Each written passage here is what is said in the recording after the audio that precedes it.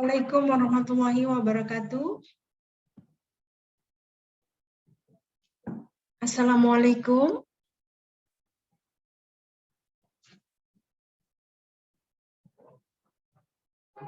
Bisa kita mulai? Waalaikumsalam warahmatullahi wabarakatuh. Selamat sore semuanya. Sore, Bu. Sore. Sepertinya Sore, udah Bu. lama semua ya, karena puasa ya. Oke, Ibu akan sebentar aja menjelaskan tentang distribusi peluang. Coba kalian sebutkan di sini apa yang dimaksud dengan distribusi peluang. Sepertinya tadi sudah ada yang men-share jawabannya. Ya, si Bagus, apa itu distribusi peluang?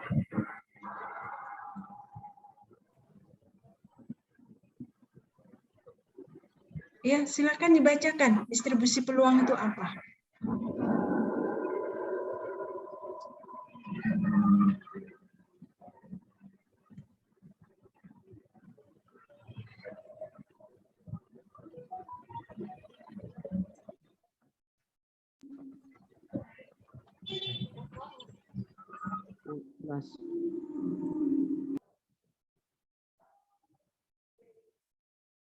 Iya, distribusi peluang itu apa?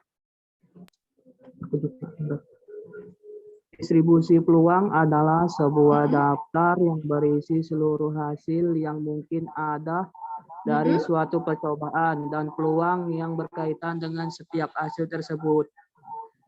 Selang nilai peluang suatu kejadian adalah 0:1. Sedangkan jumlah dari seluruh peluang yang dijumlahkan hasil harus sama dengan 1. Iya, itu salah satu definisi dari distribusi peluang. Coba yang lainnya ada lagi? Ada lagi bahasanya selain seperti temannya tadi? Ada? Ayo dari 34, masa cuma 1? Iya. Tadi sih Bagus Hendra bukan yang jawab? Iya. Iya Bagus. Bima Satria, Bu. Oh, Bima Satria.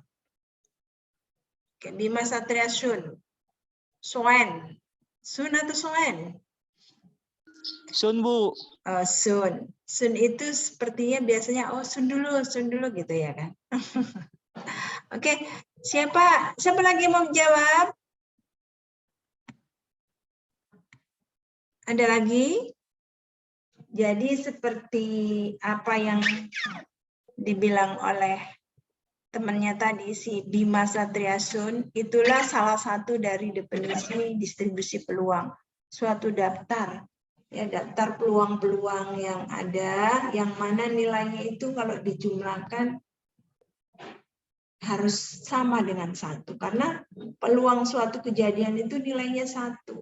Ya, secara keseluruhan nilainya 1. Nggak ada 2, 1.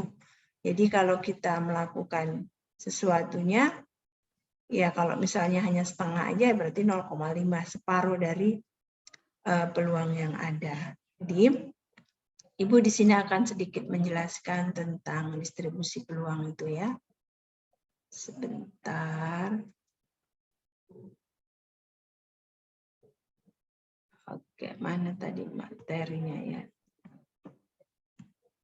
Sebentar ya.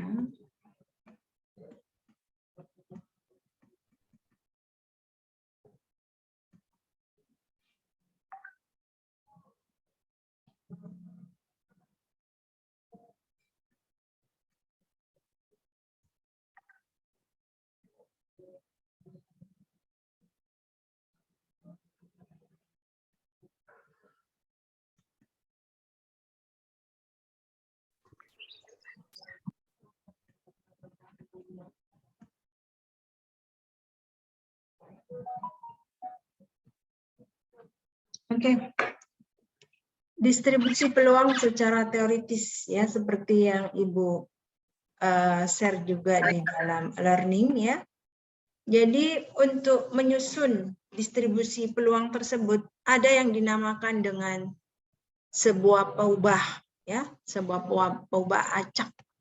Jadi kalau kita menyusun distribusi peluang itu akan berhubungan dengan titik-titik contoh di dalam ruang sampel ya.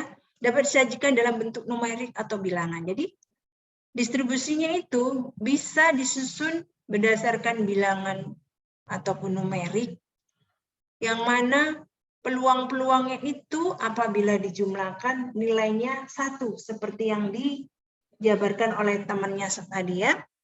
Jadi di dalam peluang-peluang itu ada yang namanya paubah acak, ya, paubah sebagai suatu pengganti dari nilai tertentu yang masih terbuka, itu namanya paubah.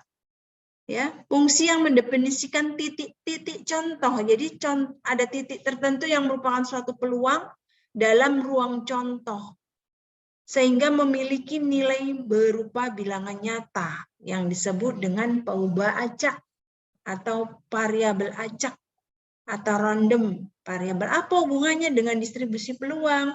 Judulnya kan distribusi peluang, Bu. Kenapa Ibu cerita paubah acak? Ya, sebelum kita membahas tentang distribusi peluang, intinya suatu titik yang akan dimasukkan di dalam distribusi tersebut, itulah yang dinamakan dengan paubah acak, paubah. Dan disimbolkan dengan variabel tertentu, yaitu X dan X besar dan X kecil. Ini yang dinamakan paubah acaknya, ya, random variabel, yang mana disimbolkan dengan X besar dan X kecil. Biasanya paubah acak dinotasikan sebagai X kapital, nilai dalam X dinyatakan sebagai X huruf kecil. Jadi apabila ada suatu himpunan titik yang mempunyai, yang mewakili nilai himpunan titik tersebut, X-nya besar, namun yang di dalam himpunan tersebut ataupun titik-titik kumpulan yang merupakan titik-titik contoh dari ruang sampel itu hurufnya kecil, gitu. Ya, contoh semacam ini. Ya, pelemparan sekeping mata uang setimbang sebanyak 3 kali. Ya, kalau uang logam itu biasanya ada gambar. Kalau 3 kali berarti kemungkinan gambar yang muncul itu ada sebanyak itu tadi. Ya. Ya.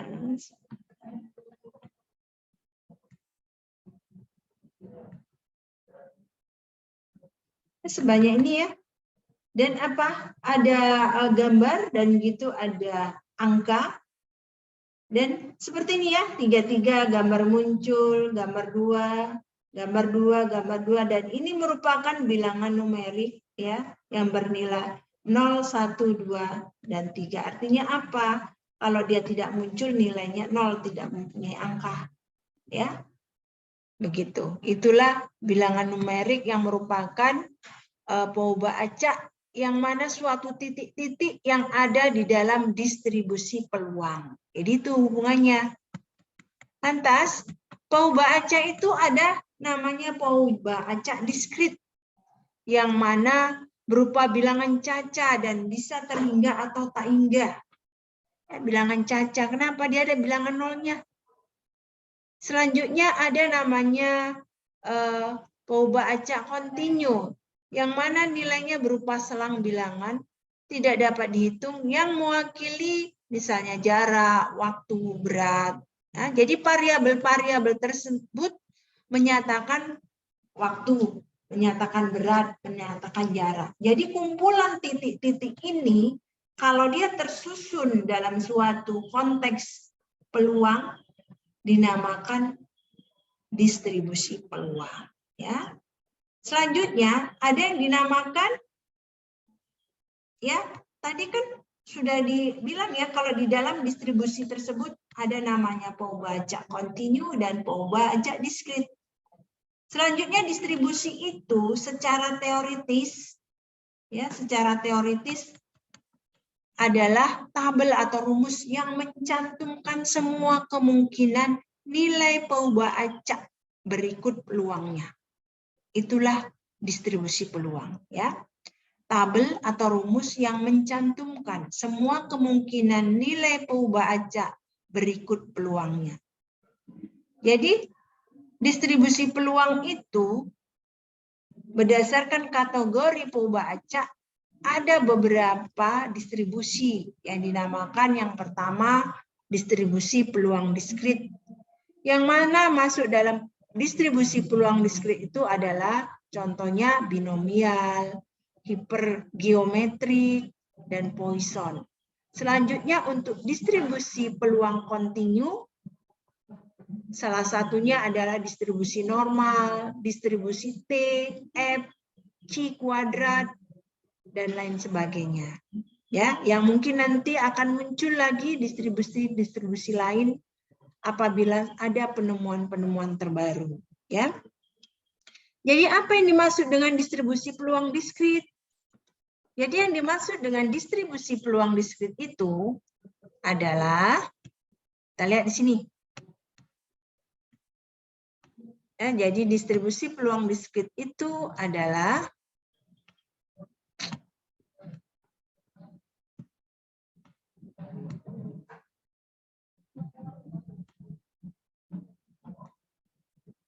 nih, secara definisi distribusi peluang diskrit itu ada beberapa, yaitu distribusi peluang seragam. Jika perubahan X mempunyai nilai X1, X2, X3, X ke A yang berpeluang sama, artinya setiap X itu peluangnya sama. Misalnya, kita punya suatu ruang sampel ada 5, berarti X1, X2, X3, X4, X5. Dan kelima ini mempunyai peluang yang sama, yaitu 1/5. Kenapa? Karena dia ada 5X, X1, X2, X3. Jadi peluangnya sama semua dalam setiap X. Inilah yang dimaksud dengan distribusi peluang seragam. Dan cara menuliskannya untuk distribusi peluang seragam itu adalah semacam ini. F, X, K dikali 1/K. Untuk X sama dengan X1, X2, X3, hingga X ke K. Itulah distribusi peluang seragam yang merupakan bagian dari distribusi peluang diskrit. Selanjutnya, selain peluang seragam, ada yang dimaksud dengan peluang binomial. Apa itu peluang binomial? Peluang binomial adalah suatu percobaan di mana mempunyai ciri-ciri sebagai berikut. Yang pertama, percobaan diulang N kali. Jadi berkali-kali ya. Jadi N ini adalah suatu variabel terbuka yang mana mengandung numerik ataupun bilangan dari 1 hingga seterusnya, tak hingga. 1, 2, 3, dan bisa diulang berkali-kali. Ya, percobaan diulang N kali, artinya bisa 2 kali, bisa 3 kali. Lantas hasil setiap ulangan hanya dapat dikategorikan dengan ataupun ke dalam 2 kelas. Artinya apa? Kalau diulang, kalau nggak berhasil ya gagal. Walaupun semua kali diulang, nilai pengulangannya itu nggak ada cerita setengah gagal, setengah berhasil. Namun kalau nggak berhasil, gagal. Itulah ketentuannya.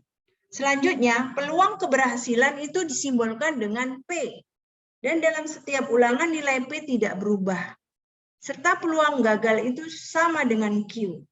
Dan untuk mencari Q artinya kalau seandainya P sudah diketahui, Q sama dengan 1 kurang P. Karena apa? Peluang itu nilainya hanya 1. Jadi kalau misalnya kita punya keberhasilan 0,5, tentunya kegagalan adalah 0,5. Dan setelah dijumlahkan tetap nilainya 1. Ya, itu adalah distribusi peluang binomial.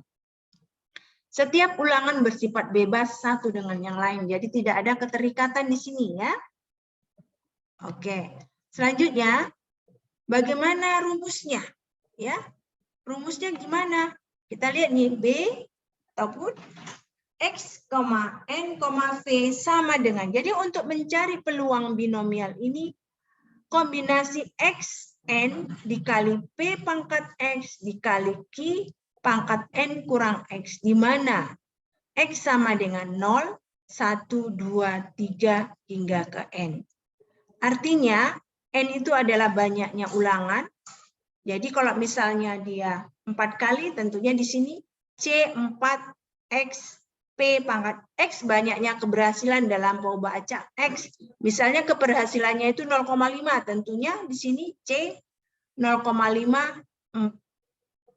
kombinasi 4 dikali peluang berhasilnya pangkat 0,5 Q N dikurang 0,5.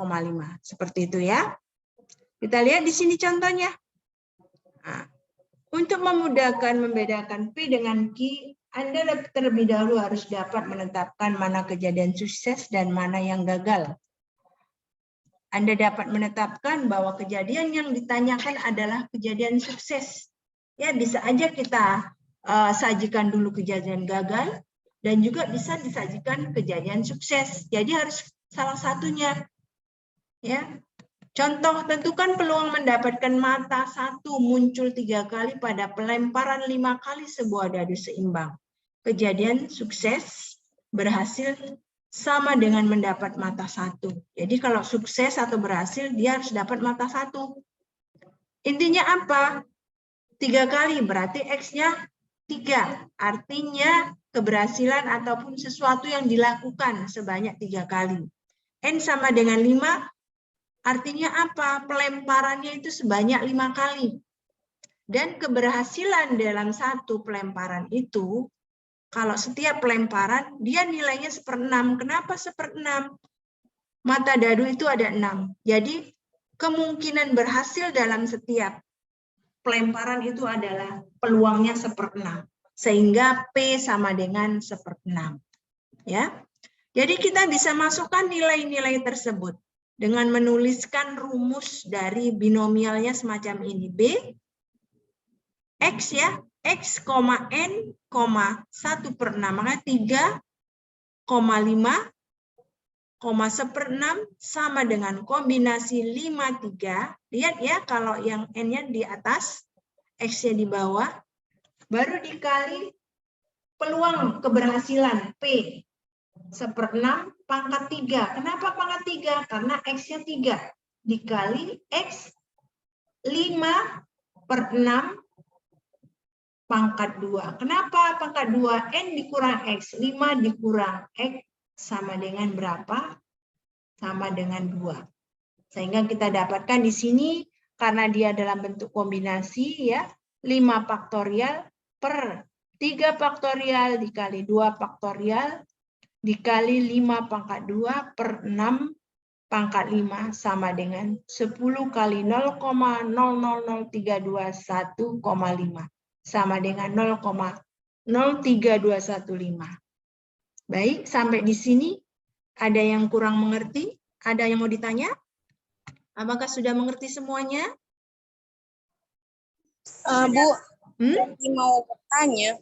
Iya, boleh. Silakan. Itu kan rumusnya B, X, N, P. Apakah selalu bentuk rumusnya itu diibaratkan sama B dan C? Maksudnya sama B dan C mana? Iya. Atau pakai huruf lain atau harus B gitu, Bu? Enggak. Sering dipakai, maksudnya mau menggunakan huruf lain. Perumpamaannya.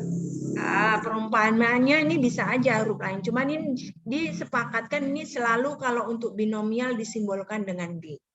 Ya, dan variabel pembacanya untuk yang di dalam ini X kecil selalu digunakan. Ya, tapi bisa aja nanti dipakai orang misalnya S, tapi nanti ada keterangannya di situ. Ya, tapi secara umum ini selalu digunakan. Ya, P sama Q kombinasi. Ya, ada yang lain? Ini binomialnya ataupun perkaliannya sudah paham semuanya? Sudah mengerti kenapa dapat sekian?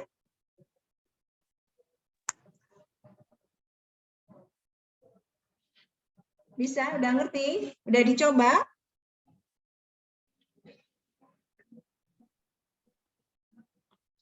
Oke, kita lanjut ya.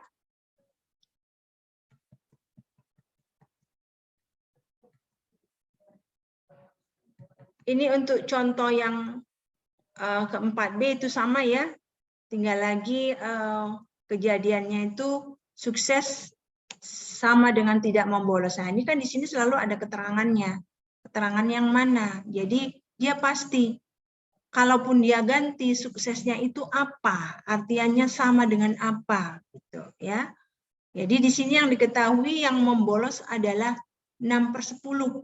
Jadi kalau dia dalam bilangan yang semacam ini, kita bisa rubah menjadi bilangan desimal, sehingga nanti kita bisa dapatkan untuk P-nya adalah 1 dikurang Q sama dengan 0,40.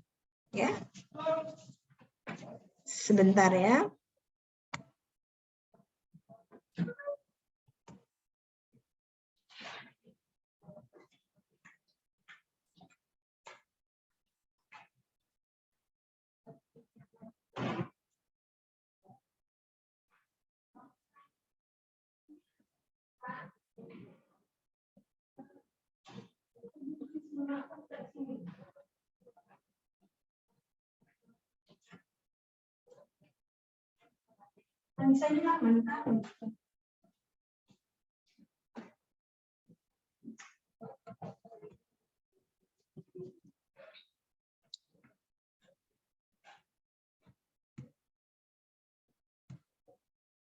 Ya, ini contoh-contohnya. Selanjutnya, kita lihat lagi untuk distribusi peluang Poisson. Ya. Distribusi peluang Poisson itu adalah percobaan Poisson memiliki ciri-ciri berikut. Hasil percobaan pada selang waktu dan tempat tidak tergantung dari hasil percobaan di selang waktu dan tempat yang lain yang terpisah. Peluang terjadinya suatu hasil percobaan sebanding dengan panjang selang waktu dan luas tempat percobaan terjadi. Hal ini berlaku hanya untuk selang waktu yang singkat dan luas daerah yang sempit. Jadi berbeda dengan binomial yang tadi. Ya. Jadi dia semacam ini di rumusnya. Definisi distribusi peluang Poisson. Poisson mu, mu sama dengan E pangkat minus mu dikali mu pangkat mu per mu. Ya. Nah, jadi E sama dengan bilangan pokok log natural sama dengan 2,71828. X sama dengan banyaknya unsur berhasil dalam sampel. Mu adalah rata-rata keberhasilan. Jadi kalau untuk rata-rata kelompok itu disimbolkan dengan mu. Kalian nanti bisa baca masing-masing dari contoh-contoh yang ada di sini dan rumus-rumus yang ada, kalian bisa coba ya, masing-masing bisa mencobanya. Ini misalnya ya Poisson 2.4,5 sigma 2 X sama dengan 0, artinya X dimulai dari angka 0 di mana peluangnya itu X 4,5 dikurang sigma 1 X sama dengan 0 ya. Begitu seterusnya. Begitulah cara mencarinya, kita lihat di sini. Nah, ya.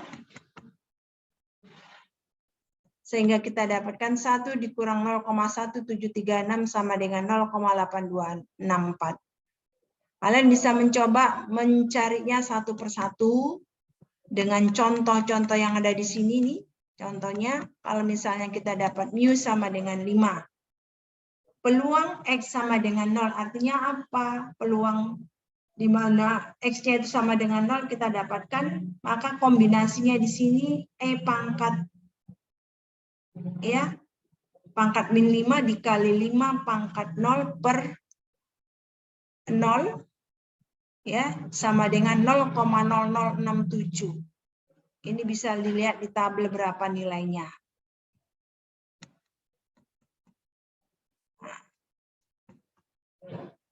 Ini contoh-contohnya ya. Ada yang mau ditanya lagi di sini? Sudah paham semua?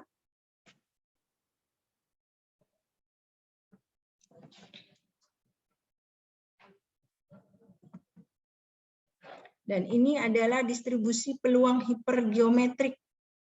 Peluang binomial menyatakan perhatian hanya untuk peluang berhasil, ya. Jadi itu sama dengan peluang berhasilnya berapa. Jadi peluang hipergeometrik itu adalah untuk kasus di mana peluang berhasil berkaitan dengan peluang gagal. ada penyekatan dan pemilihan kombinasi objek berhasil dan gagal. Ya, jadi sama ya, sama artinya kalau peluang-peluang berhasil itu berapa persen, peluang gagalnya itu berapa persen. Jadi secara definisi untuk distribusi hipergeometrik itu adalah bila dalam populasi N objek K benda termasuk kelas berhasil dan N K atau sisanya termasuk kelas gagal, maka distribusi hipergeometrik P acak X yang menyatakan banyaknya keberhasilan dalam contoh acak berukuran N adalah semacam ini. Jadi H sama dengan X, N besar, N, K sama dengan kombinasi KX dikali C kombinasi N kurang K, N kurang X per kombinasi N besar, N kecil. Untuk X 0, 1, 2, 3 hingga ke K. Kita lihat contohnya di sini. Ya, suruh selesaikan sendiri. Ini cara perkaliannya. Untuk mencari kombinasi yang ini, kita gunakan cara perkalian faktorialnya. Ya, jadi kalau C13,3 itu kita gunakan perkalian faktorial dulu.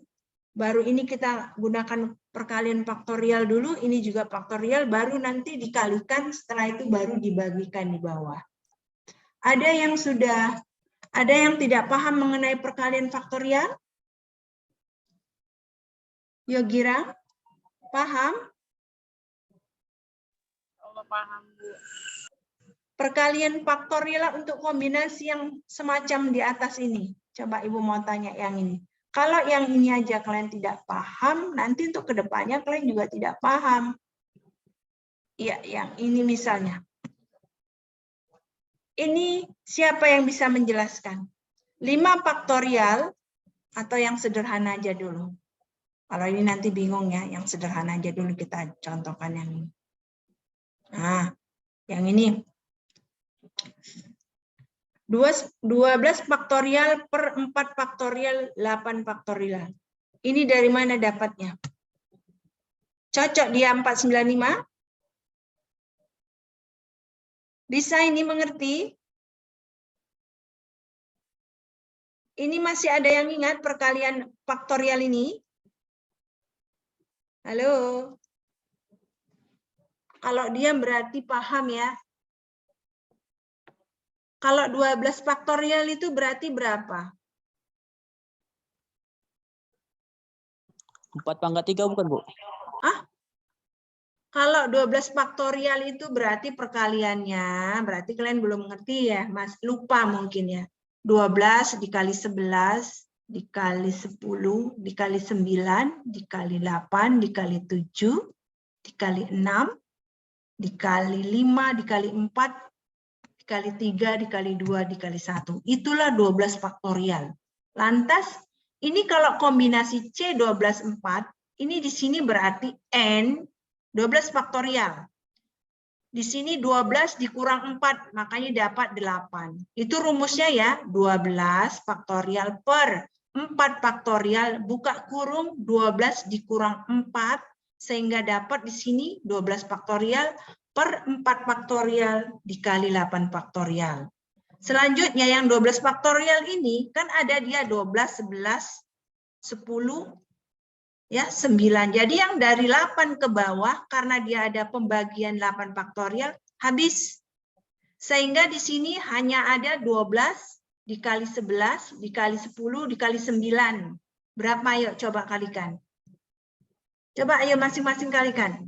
12 dikali 11 dikali 10 dikali 9. Ayo masing-masing kalikan. 11.880, Bu. Oke, 11.880. Yang 4 faktorial dibagi ya, 4 dikali 3 dikali 2. 4 kali 3, 12, dikali 2, 24. Yang atas tadi dibagi dengan 24. Benar dapat 495? Iya, Bu, ya. 495. Begitu cara mengalihkannya, ya. Sekarang udah paham ya? Jadi kalau nanti di sini dijumpai yang semacam ini, yang kayak gini, Ini kalian uraikan dulu. Misalnya ini 5 faktorial, 3 faktorial, 2 faktorial. Maka yang di bawah 3 faktorial berarti hanya tinggal 5 sama 4 faktorial kan? 5 kali 4, 20. Di sini kan masih ada 2 faktorial kan? Jadi 20 dibagi 2. Dapat berapa? 10. Baru dikalikan yang samping ini. Gitu. Barulah dapat ini. Ya. 20 dibagi 2 kan ini dapat 10 ini dia. 10. 5 pangkat 2, 25 dibagi 6 pangkat 5 dapat 0,00325, 1,5. Sehingga didapatkan 0,03215. Begitu caranya. Jadi kalian coba satu persatu ikutin yang di bawah. Jadi cara mengalihkan faktorial ya semacam itu. Jadi kalian harus tahu konsep dasarnya gimana. Ya. Jadi Bu Rasa karena kita mau berbuka puasa, jadi untuk pertemuan hari ini sampai di sini aja. Kalian bisa coba-coba kalikan pelan-pelan ini ya, karena butuh ketelitian. Jadi nanti kalau seandainya tidak dapat, atau kalian saling berdiskusi, kalau nanti tidak dapat baru kalian bisa chat Ibu, Bu kok ini bisa semacam ini dari mana? Begitu ya? Setuju? Setuju? Setuju, Bu. Oke, jadi Bu Rasa sampai di sini aja untuk hari ini. Hari ini tidak ada tugas. Dan untuk pertemuan 7 nanti kita kuis. Kalian pelajari ini bagus-bagus ya. Pelan-pelan kalian kalikan ini dulu. Dapat nggak sekian? Kalau nggak dapat, ini kenapa bisa seperti ini? Dari mana? Nanti setelah kalian baca semua materi ini, mana yang nggak tahu, kalian bisa tanyakan ke Ibu. Oke, Bu tutup sampai di sini. Ya. Bagi yang belum list absensi, tolong segera list. Nanti kalau udah Ibu infokan, Ibu tutup portal, jangan komplain lagi ya. Nggak ada alasan saya masih bekerja atau saya masih macam-macam. Karena hanya menglist absensi itu, walaupun bekerja, kita bisa buka HP sebentar aja. Ya. Tutup. Assalamualaikum warahmatullahi wabarakatuh. Selamat berbuka puasa bagi yang Muslim. Dan selamat malam. Ya, selamat sore menjelang malam. Waalaikumsalam warahmatullahi wabarakatuh. Waalaikumsalam warahmatullahi wabarakatuh.